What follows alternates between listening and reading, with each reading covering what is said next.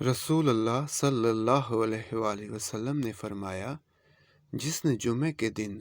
غسل کیا پھر مسجد چلا گیا تو اس نے گویا ایک اونٹ قربان کیا، اور جو دوسری گھڑی میں گیا تو گویا اس نے گائیں قربان کی، اور جو تیسری گھڑی میں گیا گویا اس نے سینگوں والا ایک مینڈھا قربان کیا، اور جو چوتھی گھڑی میں گیا اس نے گویا ایک مرغ اللہ کے تقرب کے لیے پیش کیا، اور جو پانچویں گھڑی میں گیا اس نے گویا ایک انڈا تقرب کے لیے پیش کیا۔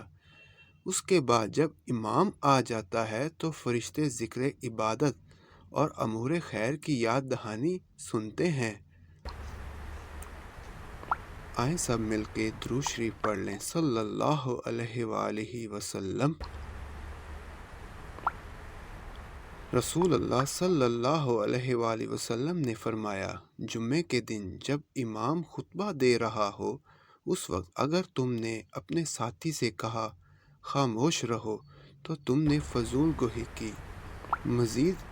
احادیث سننے کے لیے ہمارے چینل کو سبسکرائب کریں اور بیل آئیکن کے بٹن پریس کریں۔